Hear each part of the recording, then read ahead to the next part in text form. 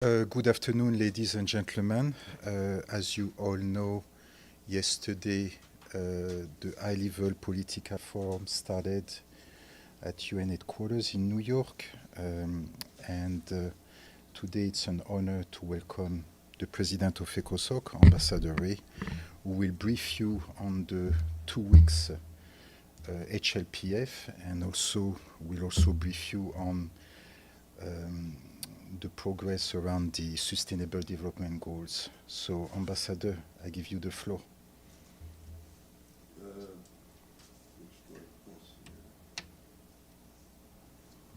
Yes, no, abstain. I don't think that's the right one. It's working. It's working. Fine. Thank you very much. It's good to be with you.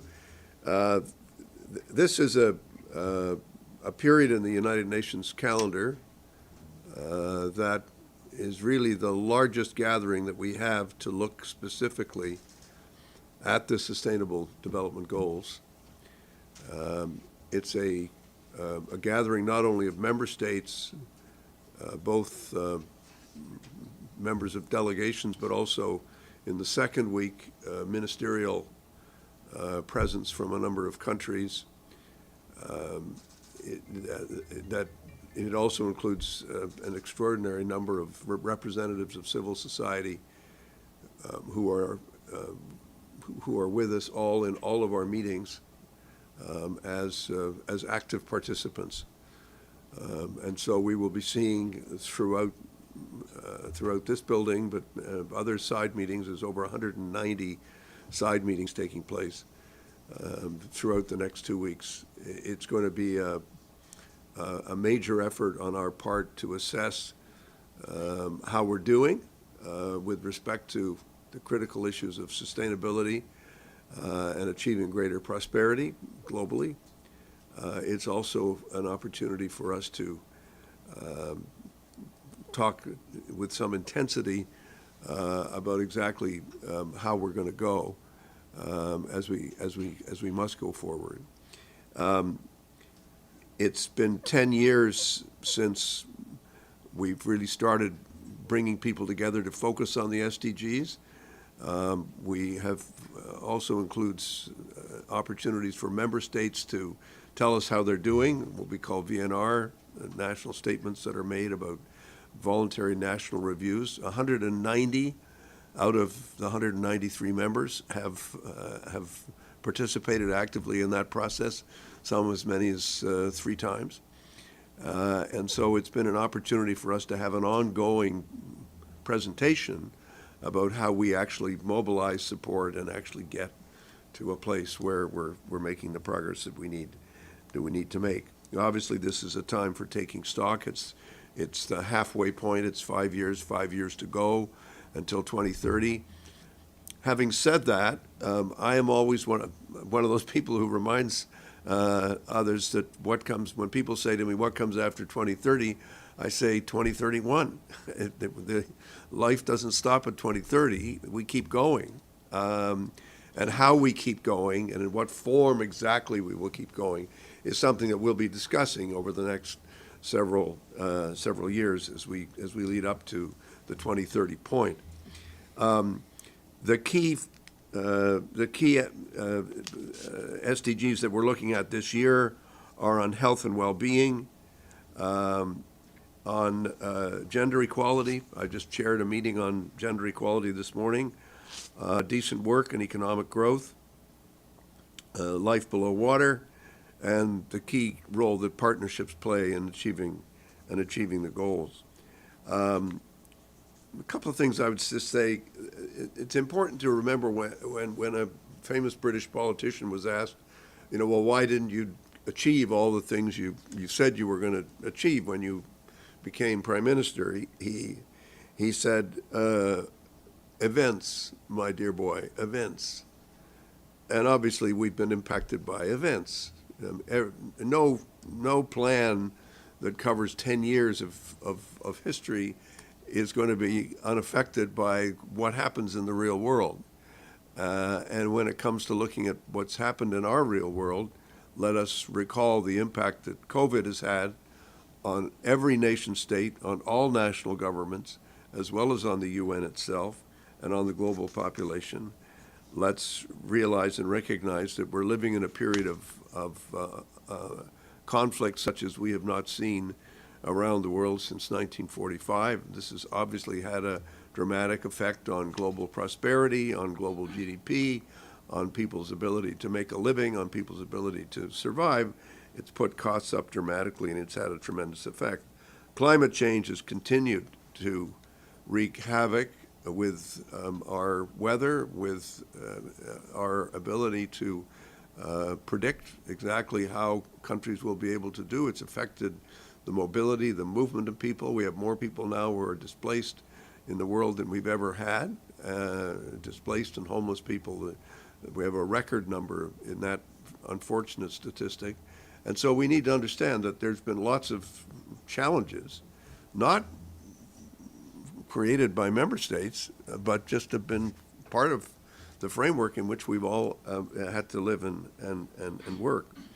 Having said that, I think it's important to stress, as the Secretary General and President Lee did yesterday, of actually giving an assessment that says, well, here's where things have improved, and we've seen significant areas of improvement. We've reduced childhood mortality quite substantially in the last 5 years. We've had major success on improving maternal and childhood health. These have been very significant. We have more women going to school than ever before, more girls participating in the education system. We can point to many areas in which we're, in fact, not necessarily on track, but where we have improved compared to where we were before. It's not a litany of failure. It's if you like, it's a way of saying the glass is not completely full. We've not achieved everything we would have liked to have been able to achieve, but it's a story where we need to improve on the areas where we have fallen behind, and I think we all know where those are and what it's going to take to get there. Two other points I would make on that score. One of them is this is a process driven by nation states. The agreement to establish the Sustainable Development Goals was not a decision made by the Secretariat of the UN or by the agencies of the UN. It was a decision taken by the member states of the UN. And so it's important for us to continue the process of insisting that it's only when nation states take real ownership of the Sustainable Development Goals in all of their aspects that we are actually able to make substantial progress. It will be a knee-jerk reaction to say, oh, that's the UN's fault. The UN said this was going to happen and it didn't happen.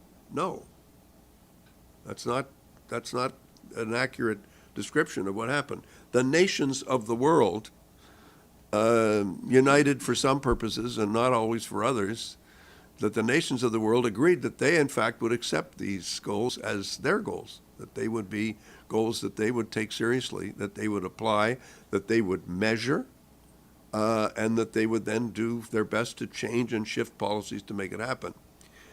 At the same time, it must be said that some decisions that have been taken with respect to the global economy and decisions that have been taken with respect to the funding of the critical institutions that we have created since 1945 have and are having a negative impact on the ability of countries to achieve what has to be achieved.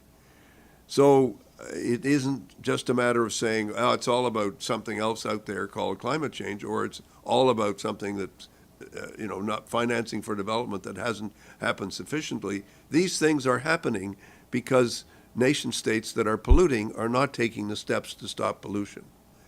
And these things are happening because nation states that have the means to provide greater support for sustainable development have chosen not to do so for their own domestic reasons.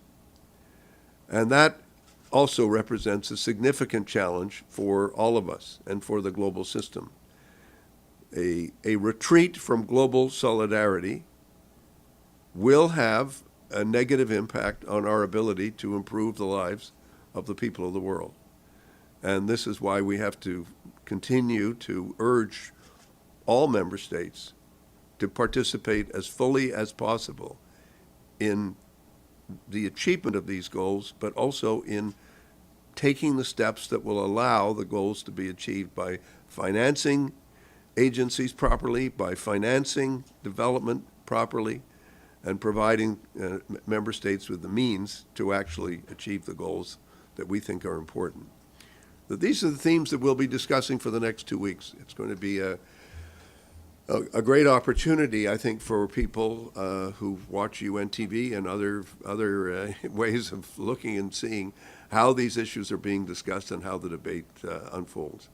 So I'll be glad to take any questions. Si vous avez des questions en anglais ou en français, happy to do that. Yes, please.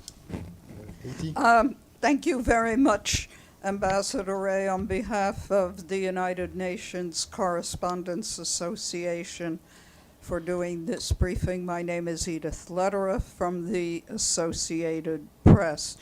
The Secretary General has repeatedly talked about backsliding on gender equality, and I wonder if you could tell us a little more about what this meeting this morning was saying about the fight to achieve gender equality, which I believe the Secretary General said was going to take 300 years. And also, could you tell us how you envision the U.S. withdrawal from the World Health Organization impacting the health goal in the SDGs? Thank you. Well, I'm going to get into trouble by disagreeing with the Secretary General. I don't think a statistic that says, we're not going to get there for 300 years, I don't think that helps, because I don't actually think it's accurate, in the sense that you can extrapolate from any 1 year or one trend and say, well, if this doesn't change, then look at what's going to happen. Yeah, you can do that. But the reality is we are making remarkable progress on women's equality around the world. And that was one of the things that was discussed very actively in the group this morning. There is a very active debate. There is a pushback, which the Secretary General has accurately described, from a number of nation states on the issue of gender equality and on the issue of how we measure it and on the measures that we have to take to advance it. But my interpretation of current events and of global history is that the drive for global equality between women and men is unstoppable. And it will increase, and it will increase, and it will increase. And we're seeing social changes in a number of countries around the world where it is women's equality and the growth in women's equality which is actually helping to transform those economies. And in the discussion that we heard this morning, member states from all over the world were describing the level of commitment of their governments and the extent to which they were prepared to measure exactly how they're doing and how they're building gender equality into the very fiber of their national legislation and their national legal structures. So yes, misogyny is still around, and reactionary people are still around, and some of them are in government in different parts of the world, but they're not going to succeed. I mean, I firmly believe that the drive for women's equality is unstoppable. And that's as it should be and as it must be. Because gender equality is one of the goals that allows the other goals to be achieved. And that's where I think the profoundly catalytic impact of gender equality on achieving greater prosperity is undeniable. And we've seen this in development study after development study and looking at the advanced economies, looking at other places. The more we reinforce the principle that men and women are equal and they need to be treated equally and fairly in the workplace, in laws, in their rights to hold property, in their rights to make economic decisions, in their rights to participate fully in the economy, in their quest for dignity and their right to dignity. Those studies show very clearly that the countries that embrace that actually achieve greater economic growth and greater prosperity. So I think that's very clear.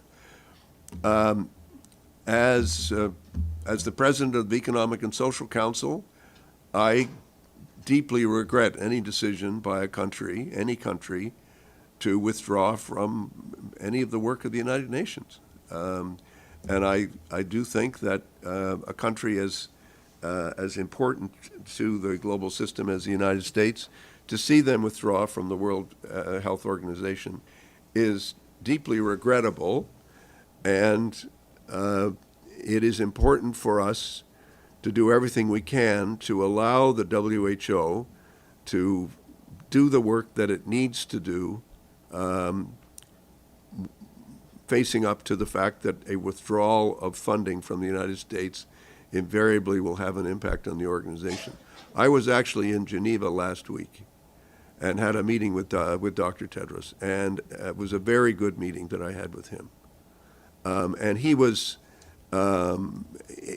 pointing out how the WHO had to make a number of challenging decisions about restructuring itself, restructuring its organization, accepting the fact that there were going to be reductions and cuts, and then pointing out that the work of the WHO is going to continue, and the mandate of the WHO is going to continue, and the work that has to be done will be done.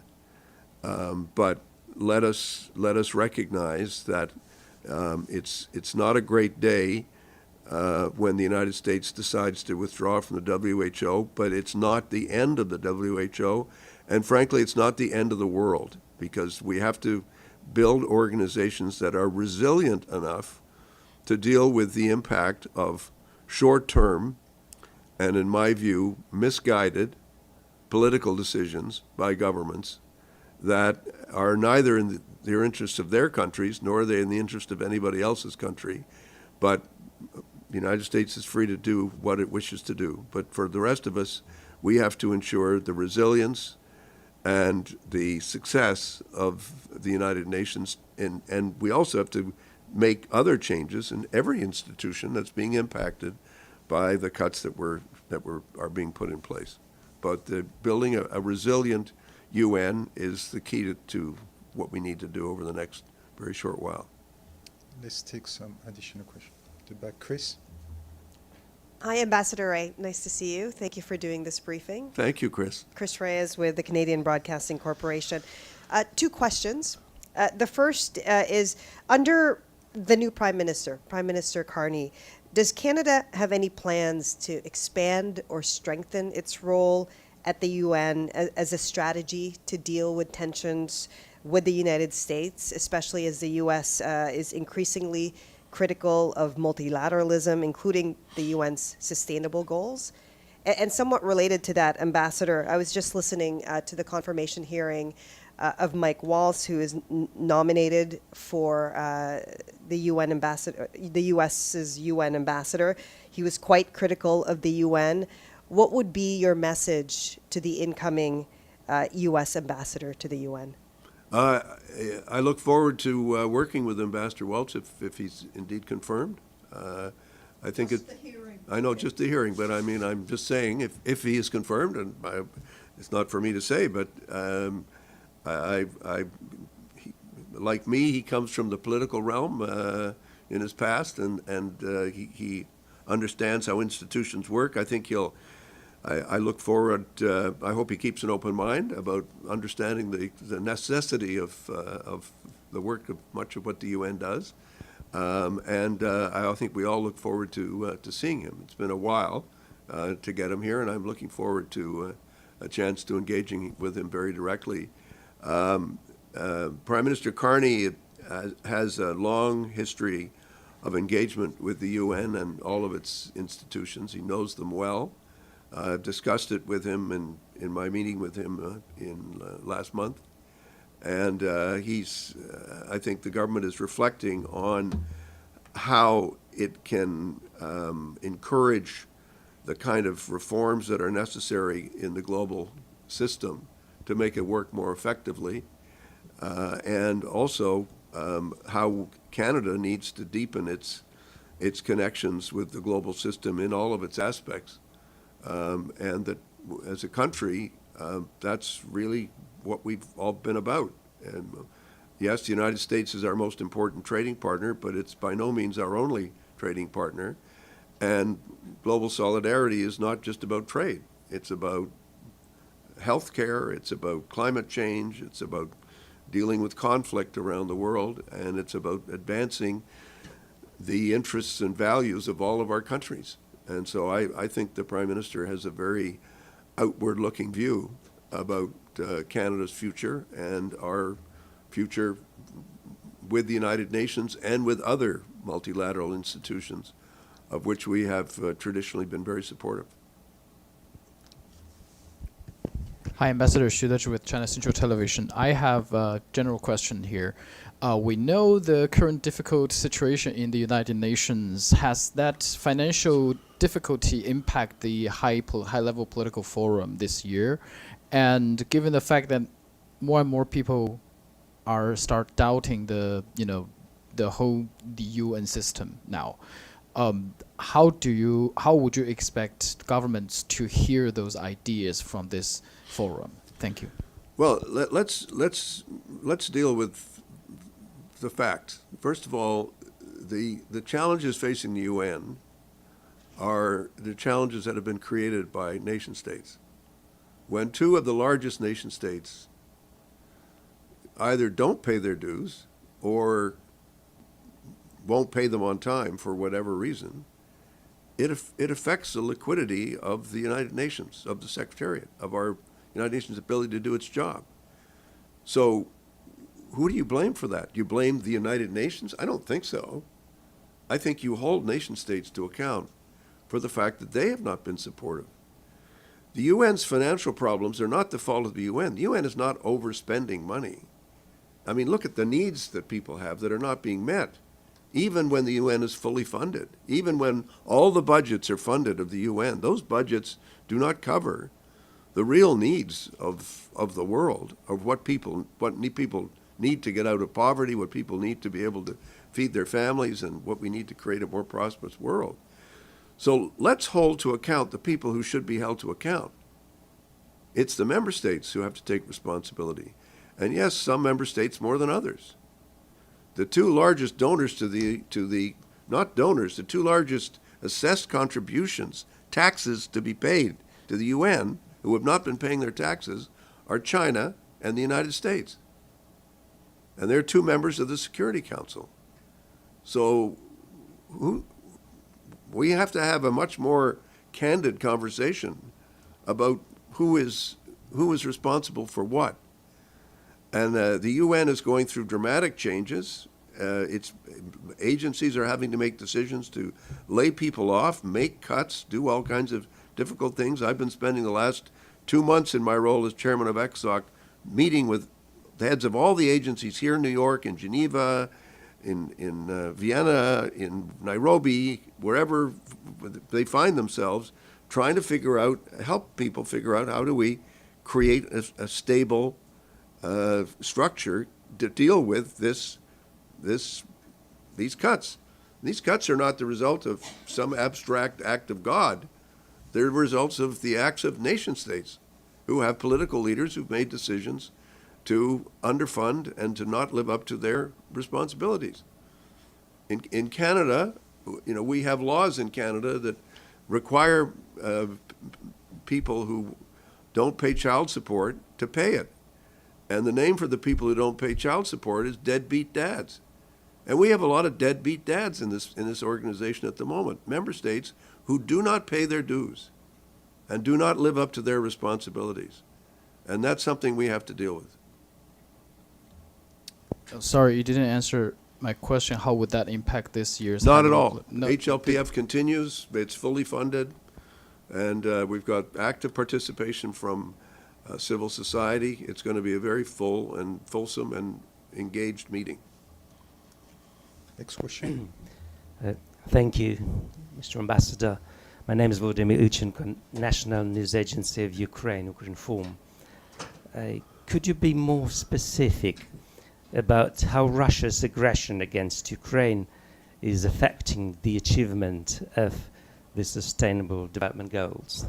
Well, looking back, thank you for your question. Looking back to what happened with the invasion of Ukraine, that caused an immediate food crisis, international food crisis, caused an immediate increase in the price of food for billions of people.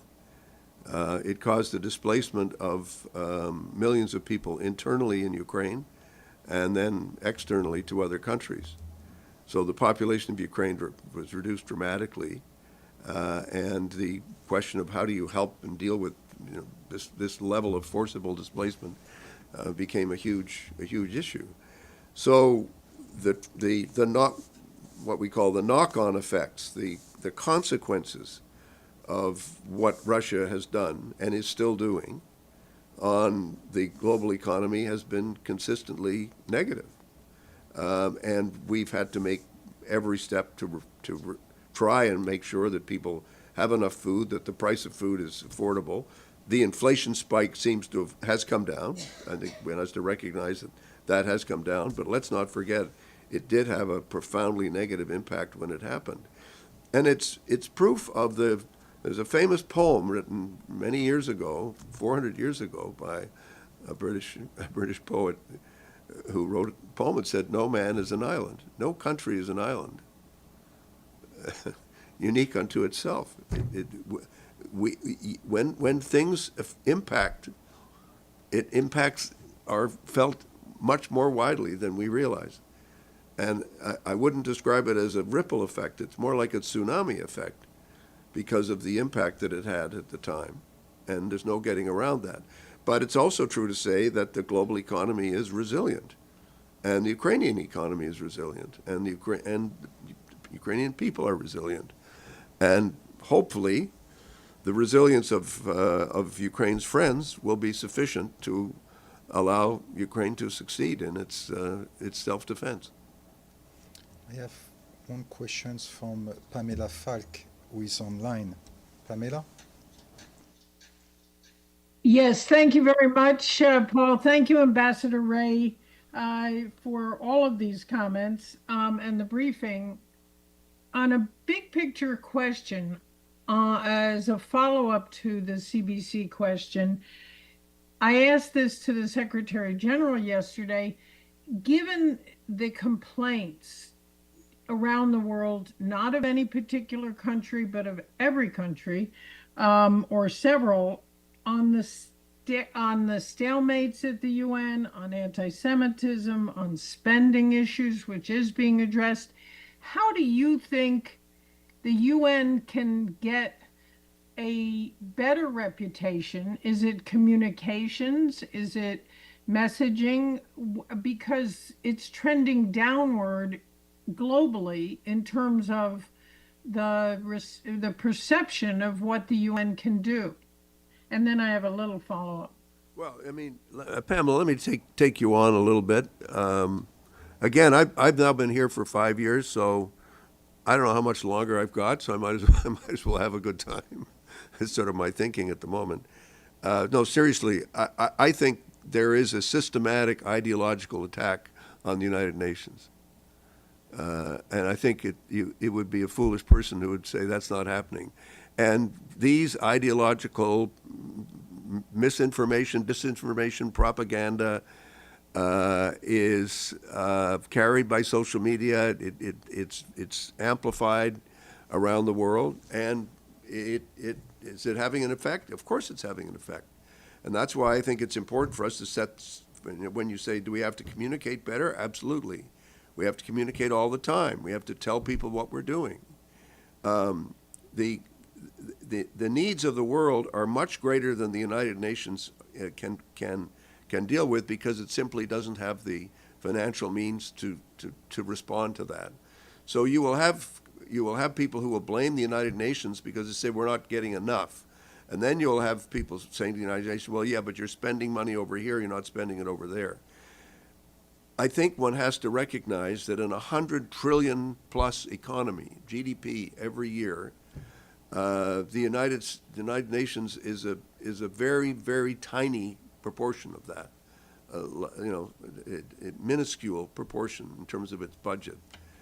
Where I think we need to do a better job is, I think we have to do a better job in communicating. I think that's fair enough. Everybody does. It's a fair comment about everybody. Everybody needs to communicate better.